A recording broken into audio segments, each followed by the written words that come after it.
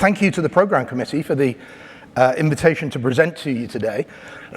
Now, just before the break, we had some mention of, so what happens if we just keep on building mega data centers? Is there any consequence? Well, although I don't know any specific answers to these questions, I can give you a lot more detail to worry about. So that's what I suppose that's what I'm going to try and do in this presentation. You know, why? Oh, by the way, I've hidden loads of slides in the slide deck in order to stay on time. It is quite a big topic. So when you look through it, you'll see lots of additional slides, lots of additional links to various sources of information that I use to build this presentation. And first question, why do we seem to be rushing headlong into an AI future? And basically, a number of companies in the space are seeing a once-in-a-lifetime opportunity to leverage AI. And this is why they're building big data centers. And the opportunity that they see is very simple. It's to make loads of money. But increasingly, the companies that are not directly involved, the companies that may be using AI, they're kind of looking at it and they say, it's not very good, is it? It's like hallucinating a lot of the time. It's, you know, coming up with the wrong answers. It's not particularly efficient. But they have a fear of missing out. And there's a number of links to articles there that raise this specter. It's like any bubble. A lot of people are saying, well, everyone's doing it, so maybe I should be doing it too.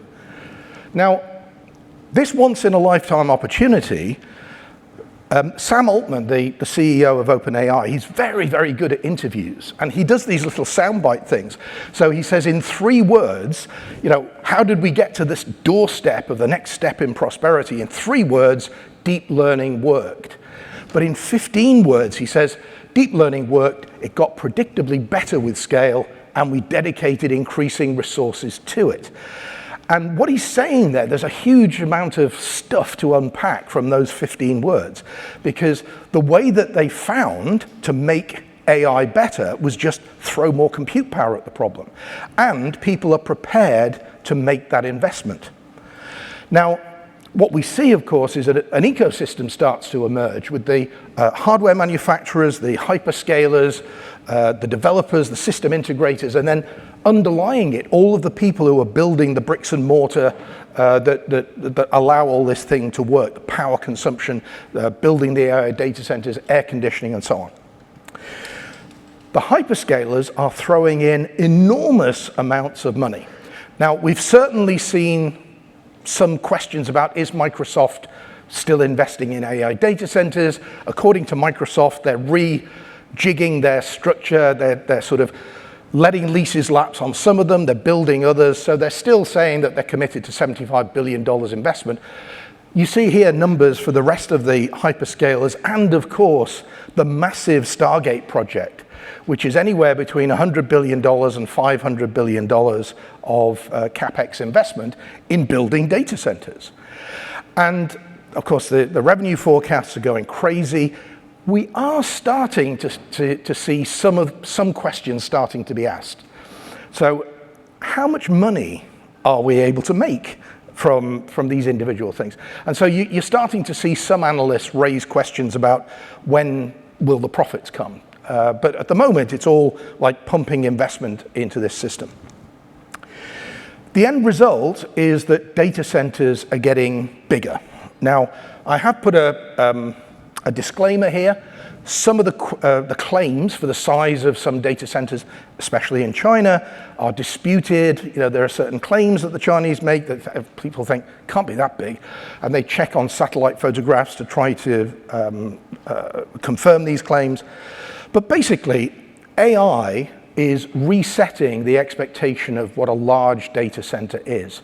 If we turn the clock back to 2013, the Luleå data center built in Sweden to exploit clean energy, 2 different sources of hydroelectric power, nice cold air, you know, it all seemed to be so right. And we all thought, this is a massive, massive data center at 30 megawatts of power consumption. But of course now, the biggest data center operating in the world is supposedly the Inner Mongolia Information Park in China at 150 megawatts, 5 times the power consumption. And they're getting bigger. The largest project announced is the 3 gigawatt data center announced in Korea. And that's scheduled for 2028. You probably know all sorts of examples. We've got a number of large projects that are underway in the United Kingdom, and hopefully we can find some power for them. But a few basics about our electricity. So first of all, how does the world generate electricity? So this is a great chart from Our World in Data. You see the massive increase in consumption of electricity over the last 35, 40 years or so. And for those of us interested in the environment and like living on the planet, we might look at that and see, well, this is a huge failure. We keep on using more and more electricity. That's not the thing we need to worry about. It's not how much electricity we're generating, it's how you generate it. Because you can't look into the eyes of somebody who lives in India in 45 degrees Celsius temperatures at 98% humidity and say to them, no, you can't have an air conditioner because that would use too much electricity. That's not the way to do it, right? What we need to do is look at how that electricity is being generated. And if we want to feel bad about something, we need to feel bad about this chart, because over the past 40 years or so, in 1985, fossil fuels accounted for 63% of electricity generation. We've had a lot of focus on removing carbon from all sorts of production value chains. How have we done? Well, now, in 2023, it's 61%. We've gone down by about 2%. But the problem is that might not even be real, because some of that, some of that is biomass generation. And it turns out that biomass is almost as bad as coal in terms of how polluting it is. But so we can't really pat ourselves on the back and say that we're removing CO2 from the electricity power generation. Now, one of the important aspects of the whole picture are the idea of modern power grids. Because using modern power grids, we can move power around. Europe is really well served with international interconnectors. Britain, for example, we import huge amounts of electricity, clean electricity, from France because it's generated by their nuclear power stations. But all around Europe, there are these international interconnectors, and that means you can generate power in one place and actually shift it to somewhere else. So you could think about a power grid in a very similar way to the internet. It's a kind of cloud. You've got some inputs. You've got coal, gas, nuclear, hydro. These are the sort of regular, reliable baseload generators. You then have a distribution grid. It turns out that very high voltages are efficient to move electricity around, but they're very dangerous if they get close to people. So we tend to step down voltages as we get closer to the consumer. So normal scale users like cities and farms, they take power directly from that distribution grid. Renewable installations, they can feed into that distribution grid. So solar farms, wind farms, and also we have storage systems like pumped hydro, we have battery power, and they go two ways. They can sometimes draw power from the grid to charge up, but when the grid needs power, they can push the power back into it. Very high demand users like data centers will often connect directly into the high voltage portions of the grid. And that's important because it can take a while for those connections to be created if you haven't given your power company a lot of notice that a data center is coming along. The data center may have local solar, wind, and battery, but the thing is data centers operate 24/7. So those are usually for show. To say, oh yeah, look at the green energy we're using. They generally pull most of their power, the big ones, from the grid because they need the power to be reliable. Now, a new city, for example, that needs a very high capacity grid.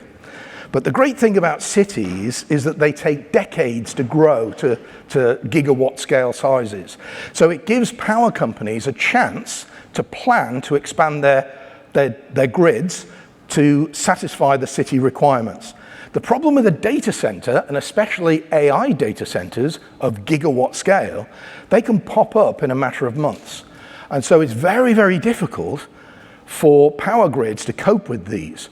The classic power grids were not designed with intermittent DC power as their feed, so they're already struggling with renewable power sources like solar and wind, and now we're adding on this burden of very large users in the form of AI data centers that are straining the grid.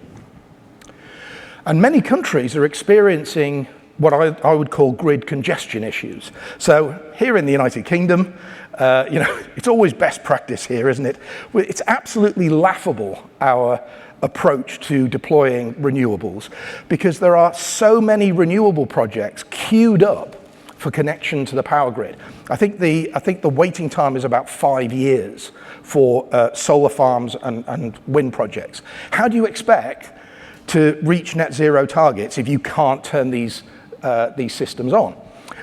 Various links to articles here, but we're not alone. Right across the United States, various states are experiencing different grid congestion issues, and across Europe. This is a survey of wind farm problems, queuing up for different grids across Europe, and the size of the connection queues across Europe.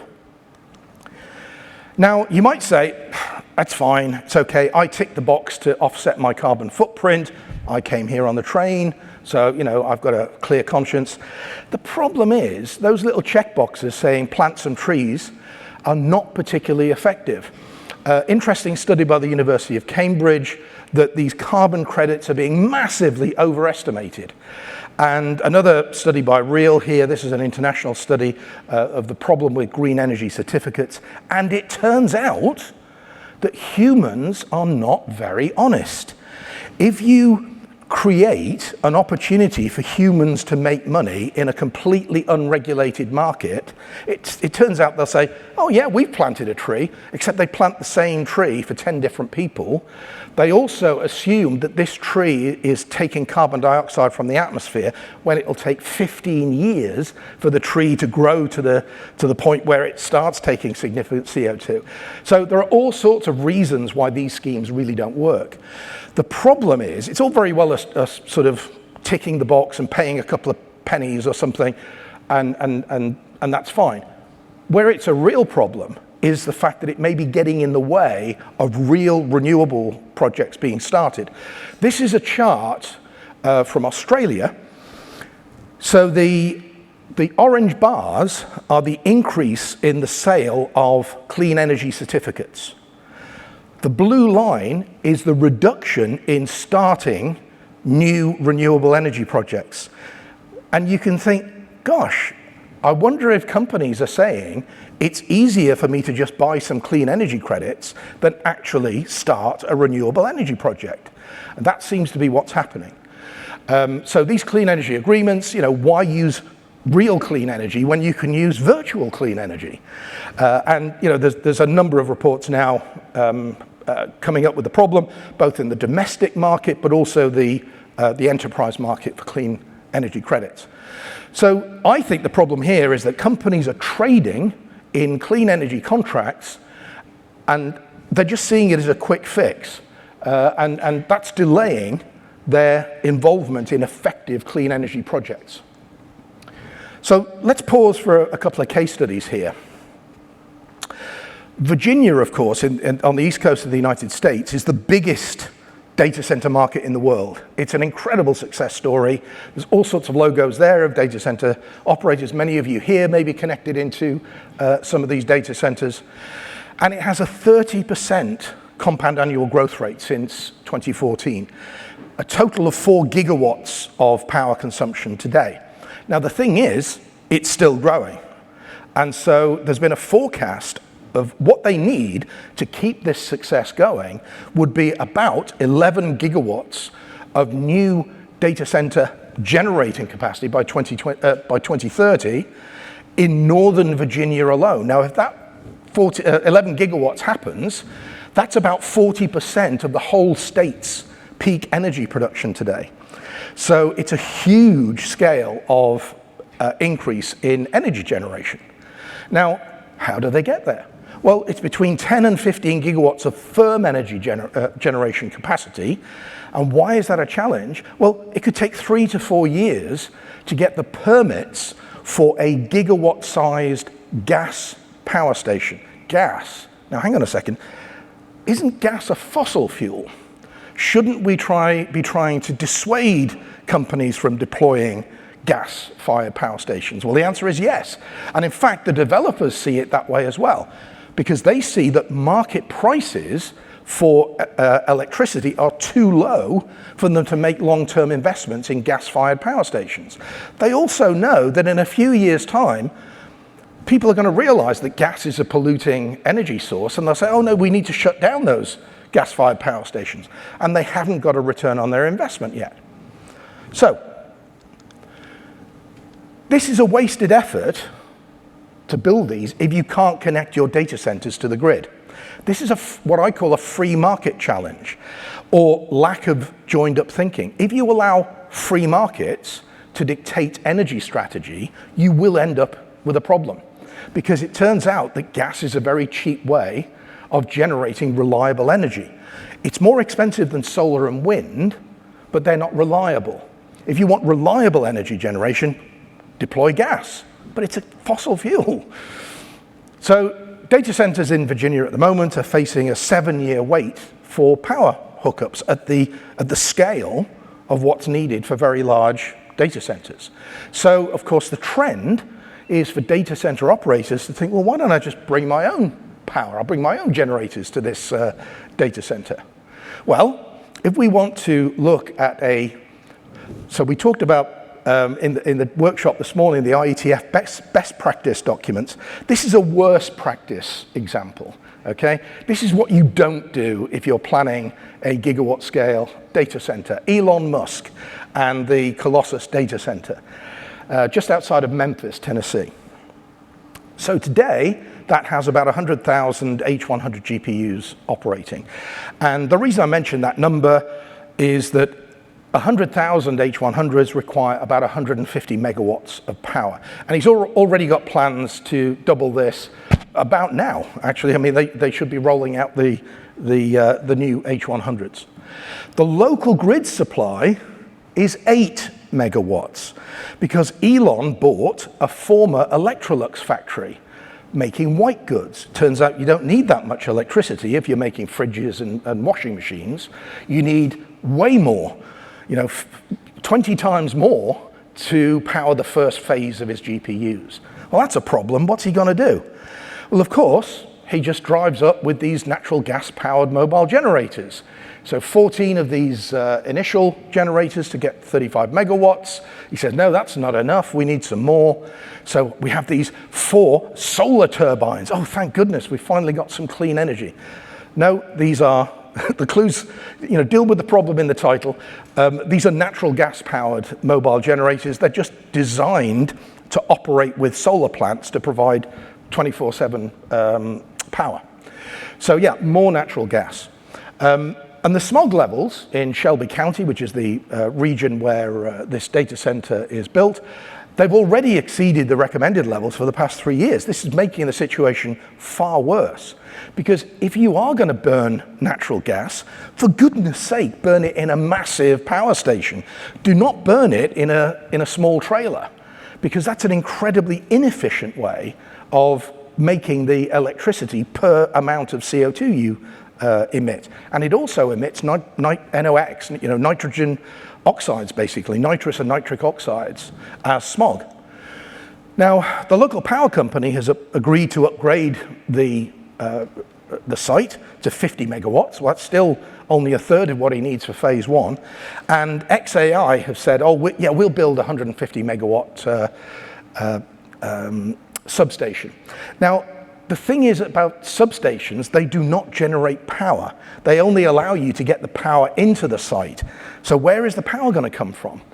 There is a local law action group, called the Southern Environmental Law Center, and basically they said, well, the grid is already overloaded in Tennessee.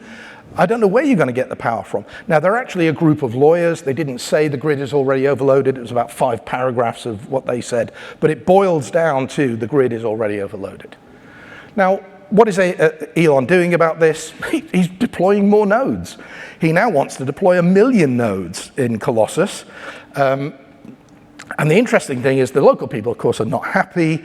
He's been accused of running these turbines in an illegal way, because it turns out you have to ask for permission to run these gas turbines. And he said, he filed for a permit for 15 gas turbines.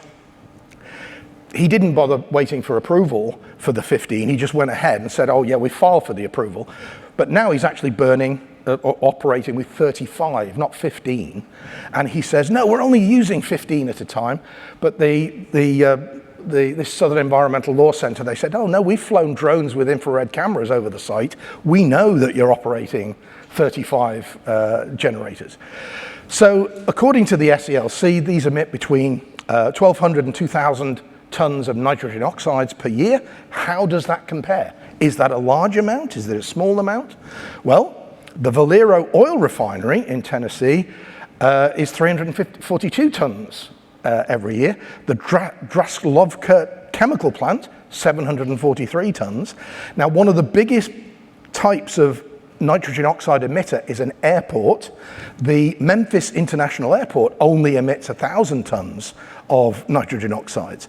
So this is emitting about twice as much as an international airport in terms of pollutants. So the other question is, where are they going to get 10 times the electrical power, 1,500 megawatts? And the answer is, well, first of all, the rumor is he's going to ship in a whole bunch of more gas turbines. But actually now the latest rumor, which I haven't put on the slide because I haven't had this confirmed, is that he has bought a second-hand gas power station and is going to reassemble it in Memphis. Now, does he have permission to do that? Well, this is Elon Musk. He doesn't really care. But that's his plan at the moment. Okay.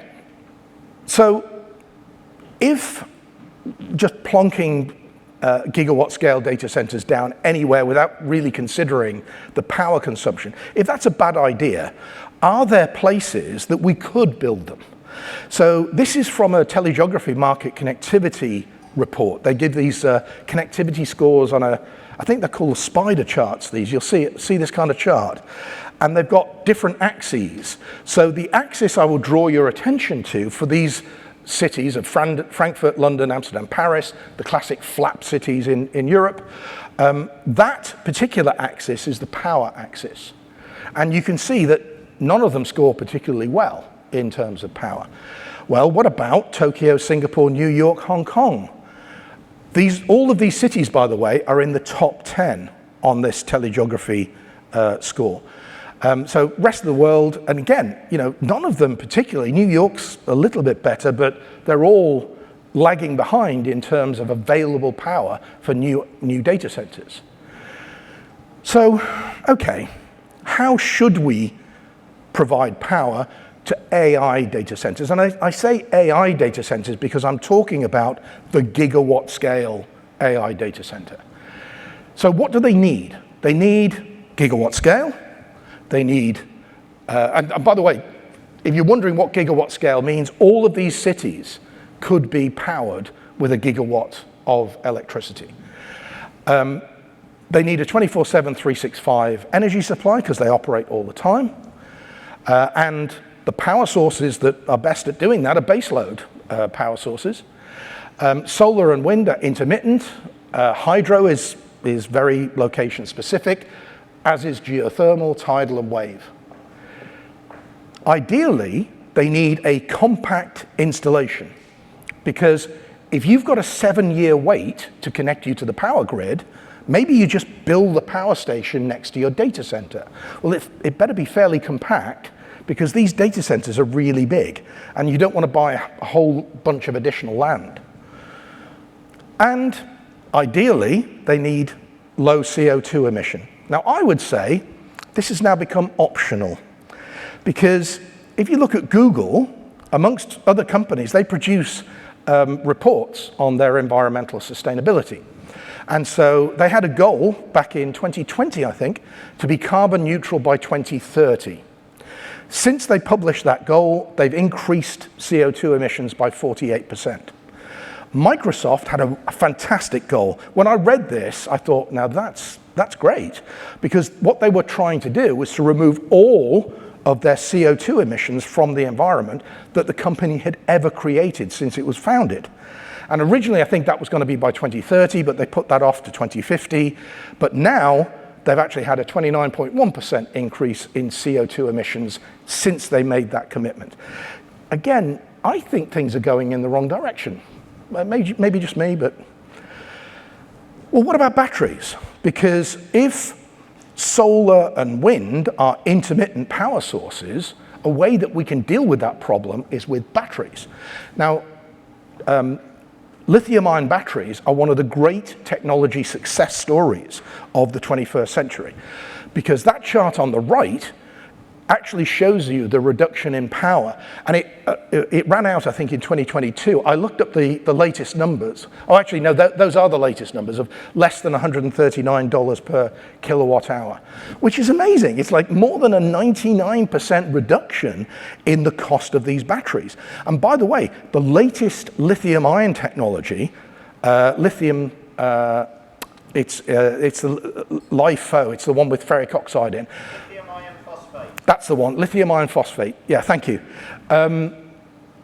Removes metals like cobalt and nickel from the battery technology so that you're not, guilted to death by worrying if these things have come from the Democratic Republic of Congo or not. So massive success.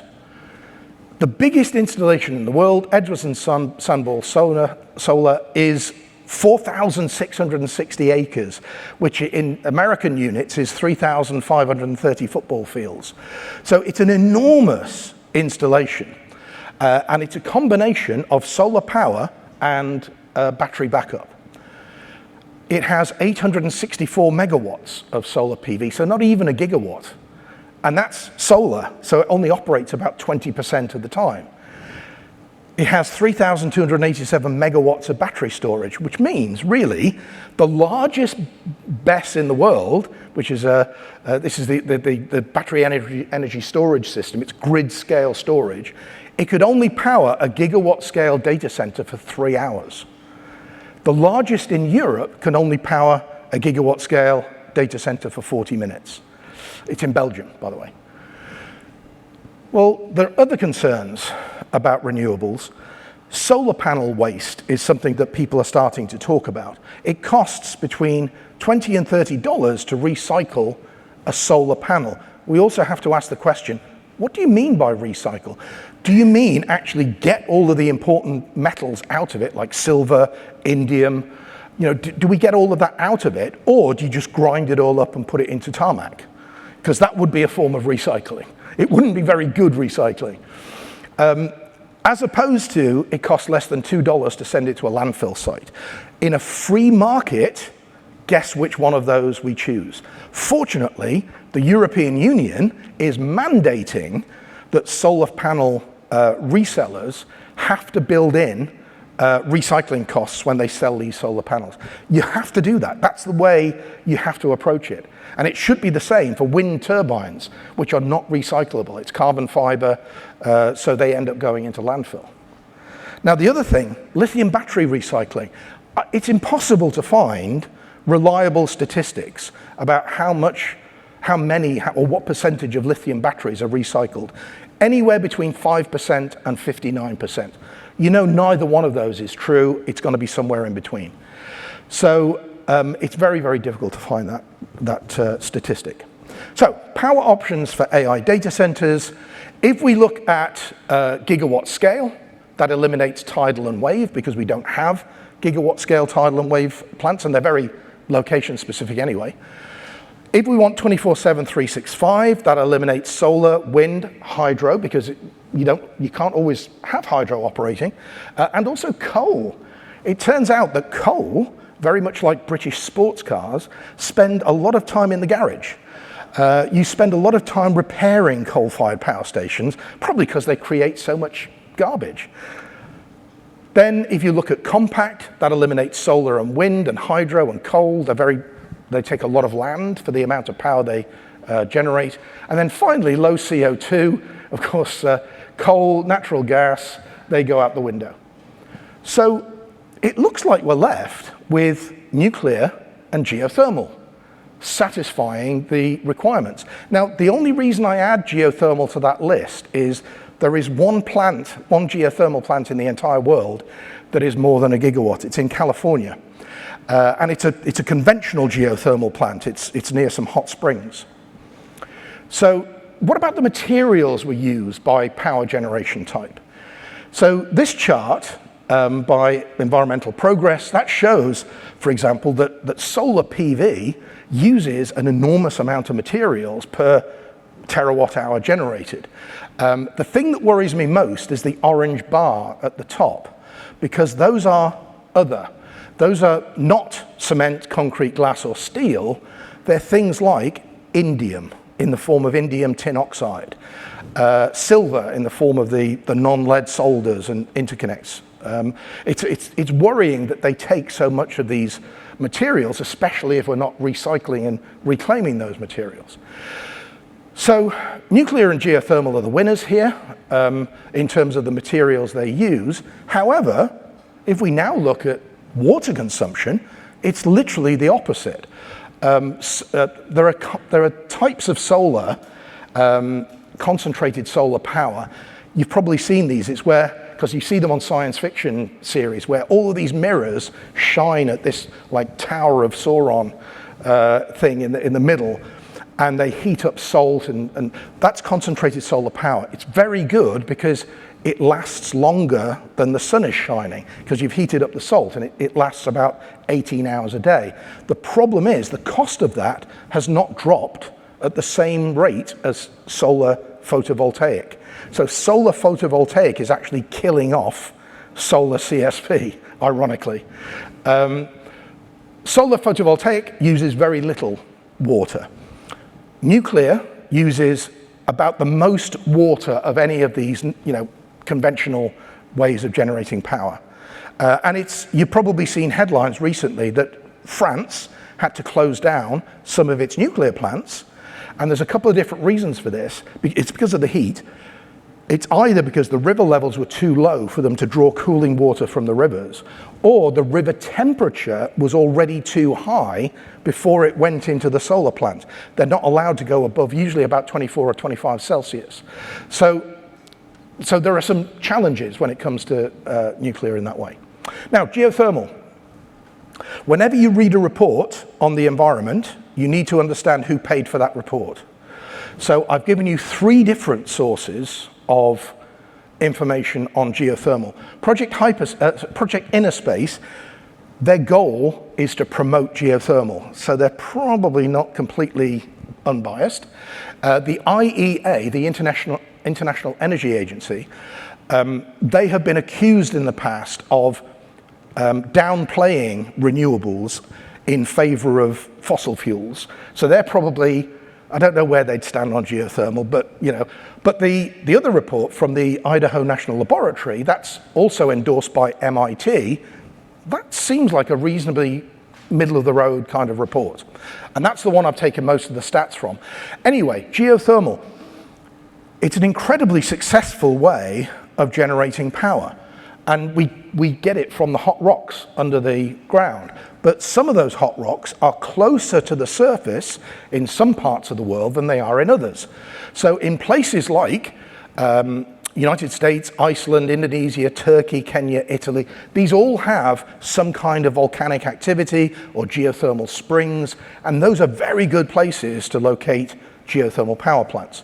And at the moment, conventional geothermal, is less than 1% of global electricity production. Is there a way that we could use geothermal in more places? Yes, something called enhanced geothermal systems. Now, enhanced geothermal systems, the problem is they use fracking, basically.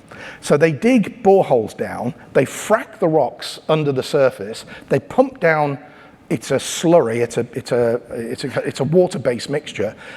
That gets heated up, turns into steam, and they drive turbines on the surface. So the advantages with enhanced geothermal, potentially low CO2. Why do I say potentially?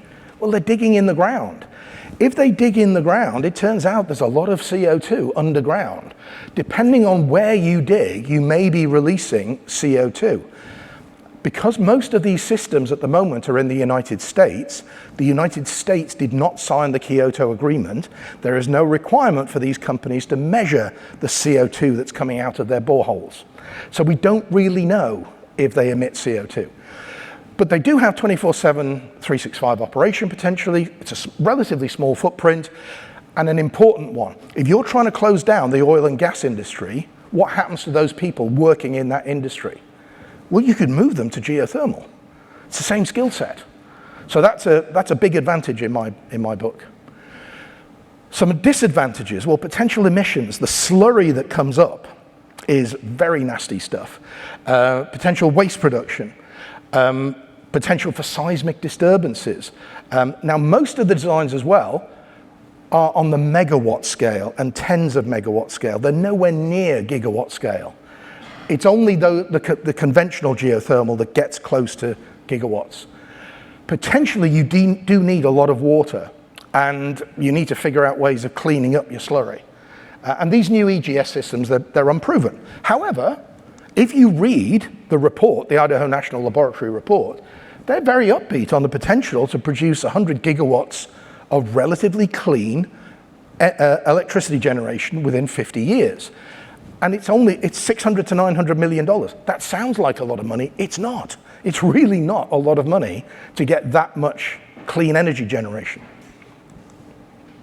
Now, what you've all been waiting for, nuclear. Because it might seem like nuclear is the perfect solution to power AI data centers. Or does it? There must be some drawbacks to nuclear. Well, it may have some serious issues. Again, let me give some examples. In the United States, there's a new nuclear power plant been built in Georgia, the Vogtle power plant, 3 and 4. 4.5 gigawatts of power output. Yep, that's the kind of scale that we're looking for. Clean energy. The problem is the original time frame of 2017 slipped to 2025. And the budget rose from $14 billion to over $37 billion. So that's a 2.6 times cost overrun. That's not good. Well, what about here in the United Kingdom? Hinkley C, 3.2 gigawatts of power output. Original time frame of 2025 has slipped to, we don't really know. It could be 2029, 2031. The budget is just out of control. That 56 billion, I think, might be up to date. It might have gone up since then. It's a 4 times cost overrun. Now, okay, let's stop messing about. There's one country in the world we know is very good at generating nuclear power, La Belle France, right? They're very good at generating nuclear power. The Flamanville 3 nuclear plant in Normandy, 1.65 gigawatts of power output, but the original time frame of 2012 has slipped to 2025. 13-year overrun, my God. And what about the budget? It's a 6 times budget overrun. So even the French seem to have forgotten how to build nuclear power stations. And that's the key thing. We have forgotten how to build these things. If you look at the dates when each of these countries last built a large-scale nuclear reactor, in the States, 1973, here, 1988, in France, 1991. We've lost a generation of experience in those 3 countries. Now, the other fun fact, these are all examples of pressurized water reactors. Where do they get their reactor fuel from? It's from Russia. Pretty much all the pressurized water reactors in the world buy their fuel from TVEL, which is a subsidiary of Rosatom, the Russian nuclear power company. And yeah, that's a problem, isn't it? Luckily, they omitted these from the sanctions. Wasn't that convenient? So, does anybody actually still remember how to build nuclear power stations? Well, in 2007, a guy called Vladimir Putin ordered the total integration of over 350 individual companies in the Russian nuclear supply chain and formed Rosatom, an umbrella corporation that brought them all together.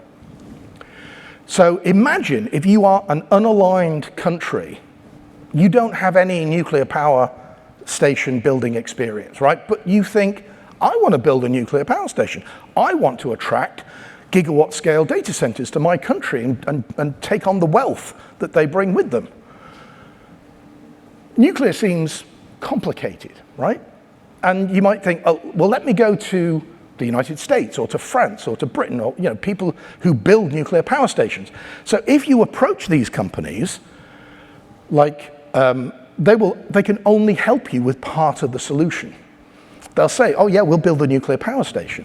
Well, what about the rest of it? I mean, Google, for example, is working with Element L for their nuclear reactor projects, and Element L is like the prime contractor. But all of these things, site planning, finance is a big one, project management, personnel training, operational support, all of these things. What do I do about them? Well, it's either your problem or you have to work with partners.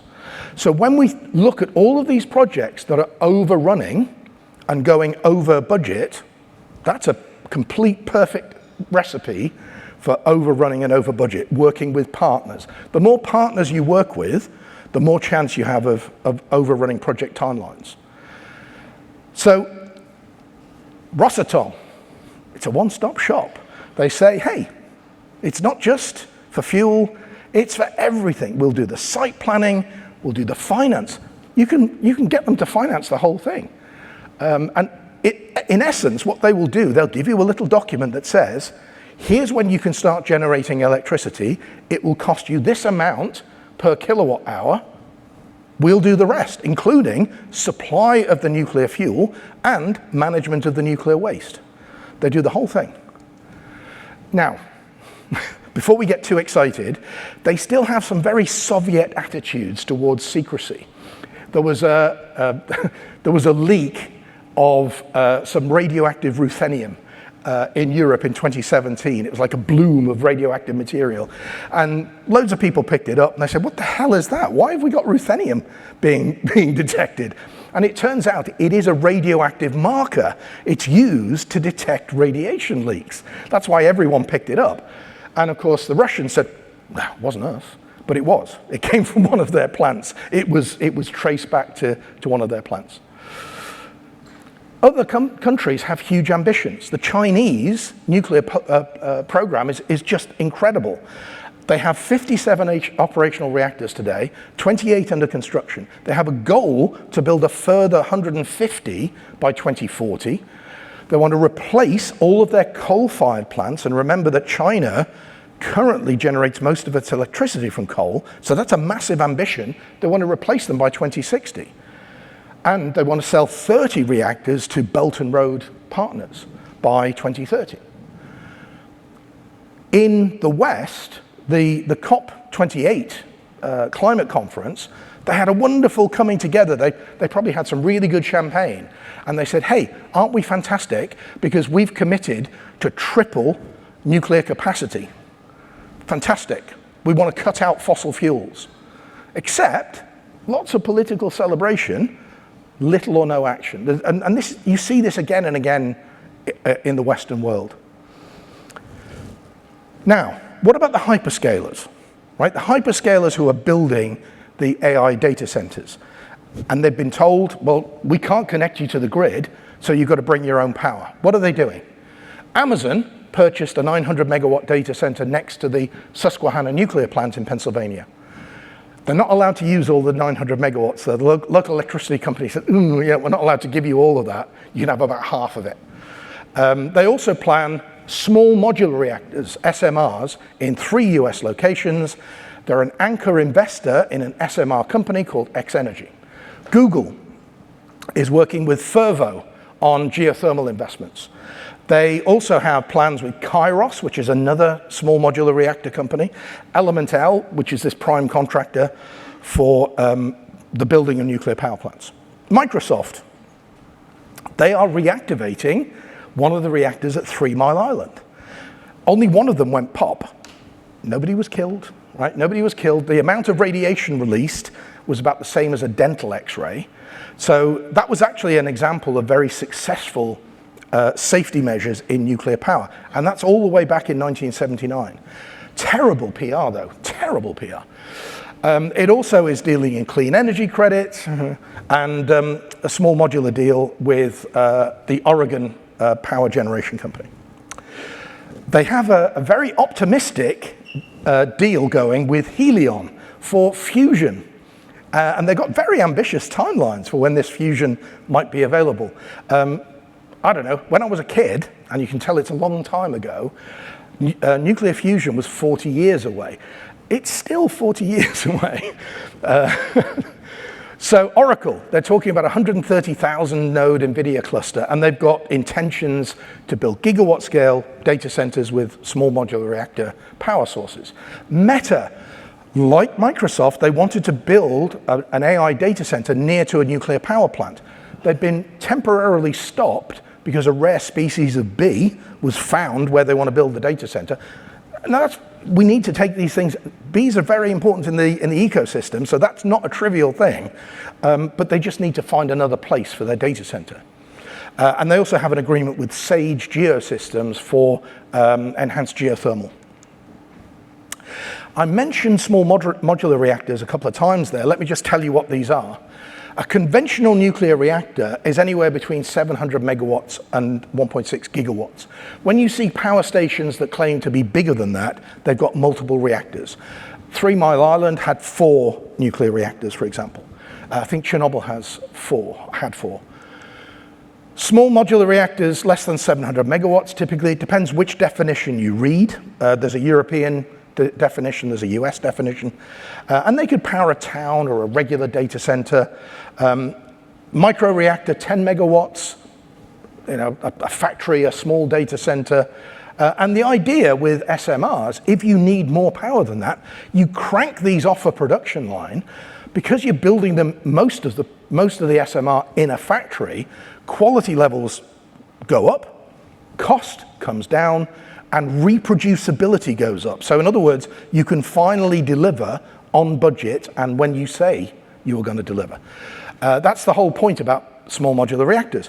They're small enough to co-locate and so avoid the grid connection issues. And if you need more power or more resilience, you just deploy more SMRs. That's the modular part of SMRs. So in a world of joined up thinking, you might think that you'd choose 1 or 2 SMR designs, test them very carefully, and then crank them out in your factory and just deploy them everywhere. Is that what we're doing? I wonder. No, we are building loads of different designs. This is an incomplete selection of companies building over 60 different SMR designs at the moment. Free market problems. Now, the status varies. The best of all is if it's operational. And there are operational SMRs. There's one in China, there's one in Russia that's actually on a barge. And you can move it around to cities in Siberia or in the Arctic Circle and generate power for those cities. Under construction, we've got 2 different designs in China, a pressurized water reactor design, and my favorite kind of nuclear power station, a molten salt reactor powered by thorium. It's in the middle of the Gobi Desert. It shows that you don't need water to generate nuclear power, and it's a very exciting design. Over beer later, if you want to talk about the thorium fuel cycle, I'm your man. So please do. A lead-fueled fast reactor in Russia is another kind of reactor. The nice thing about fast spectrum reactors, you can actually burn nuclear waste in them. So when people say nuclear waste is a problem, fast spectrum reactors, you could potentially get rid of it in the reactor itself. There's a pressurized water reactor being built in Argentina. It's been going quite a long time. Doesn't show many signs of progress. And then there's 2 more in Russia, pressurized water reactor designs. Licensed, because the next stage before under construction, you've got to have a license to build these things. You've got to go through all sorts of safety regulations. What about licensing in at least one country? There's a Korean reactor, the NuScale reactor in the United States. They actually started building these and it ran out of money, but it wasn't a hyperscaler project. It was for a local community. They just ran out of money because it was the first time they were building it. I don't know why all the hyperscalers are not hammering on NuScale's door, because they are probably the most advanced in getting these things into production. Kairos, Google is I think it's Google, or is it Microsoft? I can't remember. They've got a 50 megawatt demonstrator that's licensed. 50 megawatts is not much use.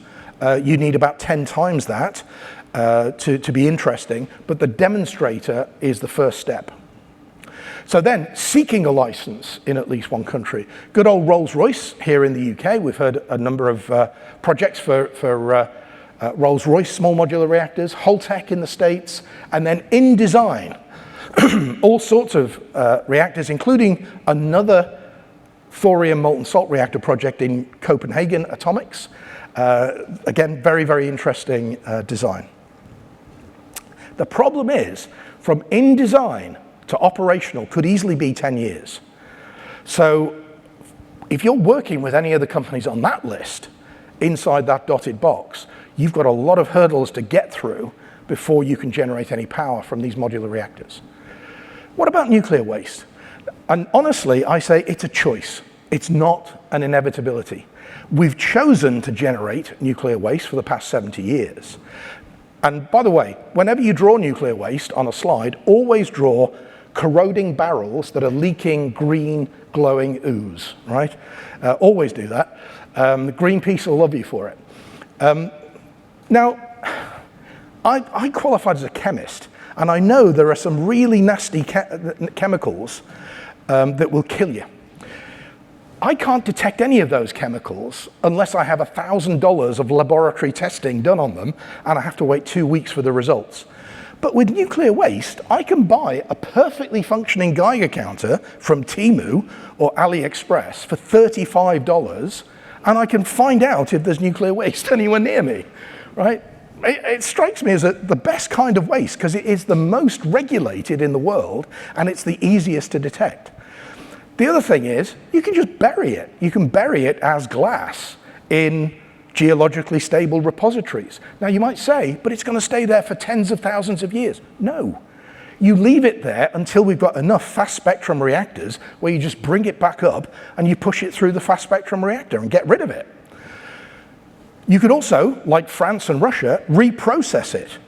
95% of the usable fuel is still in the fuel rod when you have to take it out of the reactor. You could reprocess that nuclear fuel. Why don't we? Because it's more expensive than mining fresh uranium. That's a free market problem. And then you could use a fast neutron reactor to get rid of it. And there's about 20 of those operating around the world perfectly successfully since the 1950s. But isn't nuclear power dangerous? Well, yeah, there are organizations, you can link to their reports and they will put their case for nuclear power being dangerous. I look at this, which is on the vertical axis, this is reactor years of operation, and horizontally is your timeline. So obviously, 3 Mile Island, nobody died. Chernobyl, that was a bad one. Badly designed reactor, operated badly, with a huge amount of secrecy involved when the accident happened. Around 60 people died directly as a result. Now, you might have seen numbers like 4,000, by the way, if you look at various websites. It's extremely difficult. If we were going to see 4,000 people dying from an accident that happened 40 years ago, we probably would have seen them by now. I don't know enough about the statistics to argue those numbers. On the low end, 60. On the high end, 4,000. Fukushima, one guy, he refused to leave his post, and he ended up dying of lung cancer 7 years after the disaster. He was a smoker, but it was put down to potentially the accident. Now, Germany shut down all of its nuclear power stations following Fukushima, And the estimate is 1,100 additional deaths happen in Germany every year because they close down their nuclear power stations. NASA has a report that 1.84 million human deaths have been prevented because we have nuclear power. And that's because of the terrible pollution caused by coal and gas. And about 6,000 people die each year in home accidents. So we've got to put these things in perspective. Okay, this is a chart that shows the safest forms of energy. You'll see that nuclear is almost the safest form of nuclear energy. It is the cleanest form of nuclear energy. So we could assume, these are my last two slides, we could assume that nuclear power is too expensive and takes too long to build. Of course we're going to assume that because all the evidence would indicate that that is the case. Only Russia and China seem to know how to build nuclear power stations. Nuclear has an incredibly bad image, and people will try to block it. They've had decades of negative propaganda. So I'm perfectly happy to accept that nuclear power may not be the right option to produce general purpose clean energy. That's not the problem we're trying to solve. The problem that hyperscalers want to solve is, how do I get reliable gigawatt scale energy in a very small form factor that I can build right next to my gigawatt AI power data center? They've got huge amounts of money to spend on AI data center construction, and it's pointless building the data center, unless you're Elon Musk, if there's no way to power it. So nuclear is not just the best option for the hyperscalers, it's really the only option if they want to generate clean energy. And at the moment, they don't. They build gas power stations. The same thing's happening with the first Stargate data center in Texas, Abilene. They're building a gigawatt scale gas-fired power station next to it. We shouldn't be doing that. And if the hyperscalers pay for the problems of nuclear to be solved, maybe the rest of us could benefit from that. That's actually called narcissistic altruism. There is a link to an article in Forbes magazine. They're not trying to be nice, they're being nice by accident. Okay, last slide. There is a once-in-a-lifetime opportunity that the hyperscalers see to leverage the money from AI. But they need a better AI. What does better mean? Well, it could be in absolute terms if you're in a regulated market like medicine or legal, where your AI really shouldn't be making stuff up, and it really shouldn't be killing people. It's in relative terms that, OpenAI want a better AI than Google, want a better AI than Microsoft. In order to make it better, you have to have more processing power to train your models for longer, regardless of DeepSeek or not. And that implies more electrical power. Well, those pesky corporate sustainability goals, yeah, that was a bit of a mistake publishing those, really, wasn't it? Because now, people have got something to beat us on. Renewables are not a great fit for AI data centers. Over 80% of solar panels are made in China by coal-fired electricity, and over 70% of EV batteries are made in China. Now, you could say, oh yeah, we were only kidding with those corporate sustainability goals. Let's keep on burning coal and gas. Now, there are consequences to doing that, right? We have one planet. Oh, actually, no. Some of us could get to go to Mars. What do I mean, some of us? I don't think anyone in this room is getting a ticket to go to Mars. Some of them are going to Mars.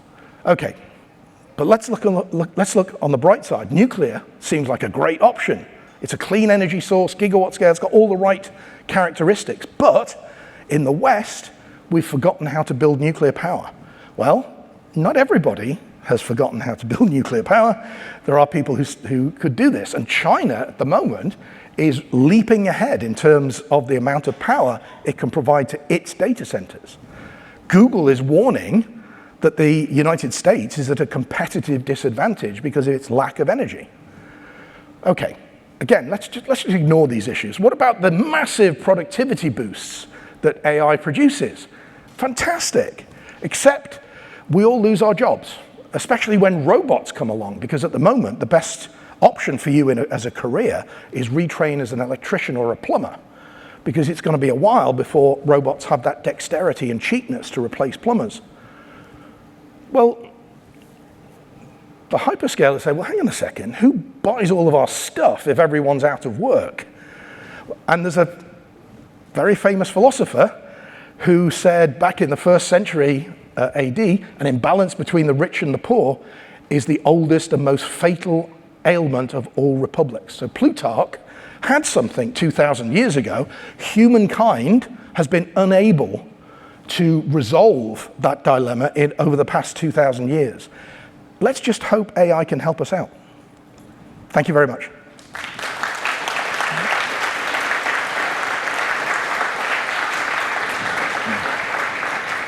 I have to say, Geoff, that was genuinely fascinating. And all respect to you for managing to pretty much keep to time across that lot. Yeah. Does anybody have any questions for Geoff? Please. Oh, no. Gracious. Here we go. We thought we were on time, almost. Hi, Greg Chewels, ISC, but just speaking personally mostly. Regarding one of the first graphs you put up where it's just going woof, up to the right-hand side, is this just a glorified pyramid selling scheme? That's just a thought to take away, not really wanting an answer on that. Oh, by the way, the answer is yes. I thought you might be referring to the energy usage, but you were referring to the revenue generation. Yeah. Oh, total Ponzi scheme. Everyone going, me, I need to be in on. Where's the profit? Where's the profit? Yeah. This is a bubble that's just going to burst. So you also mentioned about the guy in India or somewhere where it's too hot to keep cool, and said, it's fine. You can have your air conditioner as long as it's powered by clean energy, nuclear. Yep. But where does all the heat produced by the air conditioner go? And also nuclear, by the way. People, if you think I'm pro-nuclear, I'm trying to highlight the disadvantages. Nuclear power stations are the most inefficient in terms of the amount of electricity they produce for the total heat that they use. They're only about 30% efficient. 60% of the heat produced goes out to the atmosphere. That's a very good point. I'm with Octopus at home, and they are making some statements at the moment. I don't know, it's just about renewable energy production in the UK specifically. There's a quote from them. Some of Britain's biggest, newest wind farms are paid more to turn off than to generate. Yes. And we all then pay more millions every week at last-minute rates for gas power plants to fire up and fill the gap. So I think the UK has some serious issues when it. Oh, it does. Marginal pricing being the main one. I'm personally not a fan of nuclear. I mean, when you look at places like Chernobyl, there may be many of them that are running right, but it takes one to get it wrong. And yes. Jesus Christ, excuse my language. And about British sports cars, I own a Lotus. Excellent, thank you. Robert Golding from Astutium. Is any of this genuinely an AI question, issue, or potential solution, or is it more about compute in general, or is it simply a business decision that we can't extract from a grid what we want, where we want it, at the price we want to pay for it, and as quickly as we can get it? Good question. In an attempt to stay on time, I hid one of the early slides, and you'll find it in your packet, and it's showing a forecast that 50% of data center power consumption this year will be from AI. So your question was, is this really an AI problem? Well, if you think about how data centers used to be used, they were for a mix of different functions. AI has gradually crept up in the amount of data center processing power being used. And so the real problem is the mega scale AI data centers, the data centers that are going to be used for training, and they need just enormous amounts of processing power. So is it therefore just simply inevitable that generating or managing power on site will happen and really should be the way we should be looking at the entirety of power for business in total? So that's a good question. I'll give you a very, I think, a pragmatic answer, which is who's going to stop Elon Musk, right? So there's no way these things are going to be stopped. If there's any way we can make them more efficient, and I think we need to take it holistically, like, could we build tomato farms near to the to the data centers. Catch me over a beer. No. Sorry. Oh. They wanted you to be on the stream. Sorry. Have I? I'm sorry. I do apologise to everyone on the stream. So think holistically. Another problem with free market economics is you lack the joined up thinking to build communities in cold areas near to data centers that have been built there because it's cold, and you can heat the communities from the waste heat from the data center. It's low grade heat. You can't generate much with it, so you could heat things with it though. Thank you everyone. Sorry. I thought you were. Sorry, Matt. What happens when the bubble bursts and we end up with all these half-built power stations and potentially half-built data centers? Yeah. Well, power consumption was increasing worldwide with or without AI. What's going to happen? There's going to be more Bitcoin miners, because that's another abomination. A stupid way of writing an algorithm for cryptocurrency results in enormous amounts of pointless data center power consumption. So yeah, Bitcoin mining is going to take up a fair bit. But yeah, it's a very good question. If the bubble does burst and we just think, oh, we've got lots of spare power now, but at least it'll be clean power if we start generating nuclear. If they get operational. Yeah, we could get a lot more farmland back in the UK by just scrapping all the solar farms. So yeah. Anyway, thank you very much indeed, Geoff. Thank you. That was great.